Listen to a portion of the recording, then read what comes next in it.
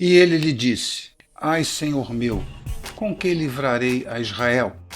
Eis que a minha família é a mais pobre Manassés, e eu o menor na casa de meu pai. Meus irmãos, o texto começa dizendo que os filhos de Israel fizeram o que era mal perante o Senhor, e por isso foram entregues nas mãos dos midianitas por 7 anos. Uma vez que o povo de Israel estava dominado pelo inimigo, construíram covas nos montes, cavernas e fortificações, tendo em vista que tudo que era semeado era destruído. Essa destruição acontecia pelos midianitas, amalequitas e também pelos povos do Oriente, deixando-os sem sustento algum, ou seja, destruíam tudo, inclusive matando os animais. Isso acontecia sistematicamente e os invasores eram em grande número, levando Israel a ficar em situação de extrema fragilidade econômica. O povo de Israel, vendo-se sem saída, clamou ao Senhor pedindo ajuda. A oração foi ouvida e um anjo do Senhor apareceu dirigindo-se a Gideão, um fazendeiro, um homem comum, dizendo que ele fora escolhido para livrar a nação de Israel das mãos dos inimigos. Gideão, que se encontrava malhando o trigo para escondê-lo dos invasores, quando ouve a voz do anjo dizendo que o Senhor era com ele, de pronto questiona. Faz o questionamento dizendo que não entende se o Senhor é com ele, por que tudo aquilo estava acontecendo. Ele não obtém resposta, simplesmente lhe é dito que ele foi escolhido para livrar Israel das mãos do inimigo. Então Gideão pondera que ele não tem a menor condição de executar a missão, usando como argumento a pobreza da família e o fato de ele ser, além disso, o menor de todos. Nesse ponto, gostaríamos de abordar alguns aspectos da personalidade de Gideão. Vamos tentar entender como ele se sentia. Ponto número 1. Gideão não se julgava preparado para a missão. Meus irmãos, muitas pessoas acham que a vida é toda certinha. Primeiro precisamos saber qual a missão, depois precisamos de um tempo para estarmos completamente preparados para executá-la, então somente depois disso tudo é que devemos assumir a tarefa. O correto deveria ser assim, mas na vida real não é assim que acontece. As pessoas que pensam dessa forma vivem esperando o momento ideal, a situação ideal para fazer alguma coisa e com isso vão perdendo as oportunidades que aparecem. Sabem por quê? Porque a situação ideal jamais existirá. O momento ideal nunca acontecerá. Você e eu nunca estaremos totalmente preparados para assumir qualquer missão. Sempre estaremos precisando aprender alguma coisa. Ou seja, não assumimos aquele cargo de chefia porque precisamos aprender um pouco mais.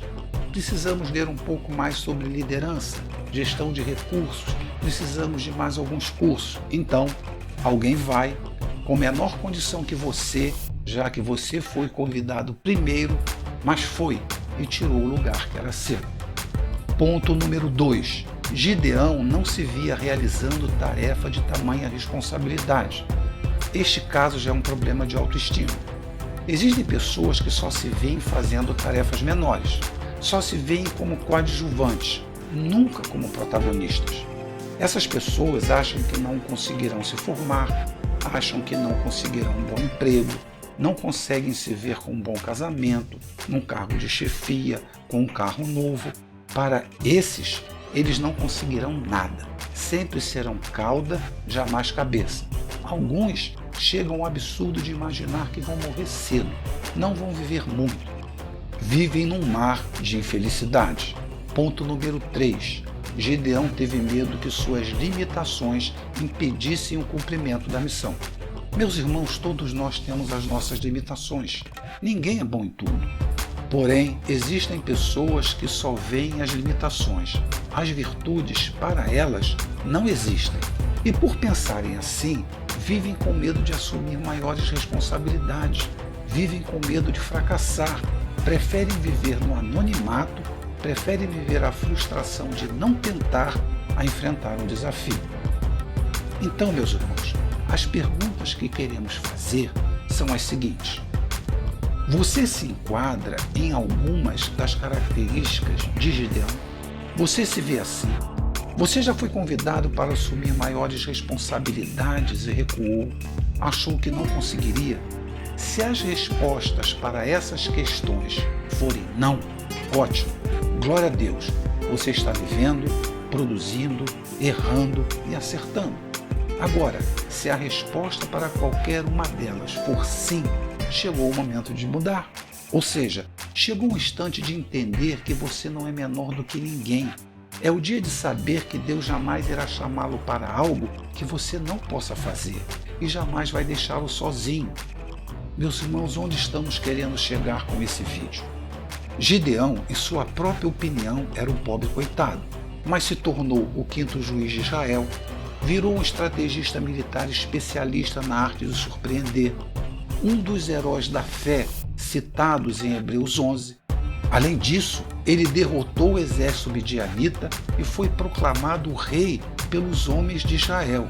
E olha que foi difícil de ser convencido, já que a Bíblia nos mostra que ele pediu provas para ter certeza de que o Senhor estava com ele.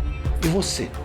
Está difícil de convencê-lo de que você é bom, que você não é pior do que ninguém, que você está apto a executar qualquer tarefa dentro do seu nível de conhecimento, que Deus pode mudar o seu destino como fez com Gideão. E como se consegue isso? Você fazendo a sua parte. Gideão, embora difícil de ser convencido, agiu, foi, atendeu ao seu chamado. Por isso, não fuja da vida, não se esconda, enfrente-a, viva.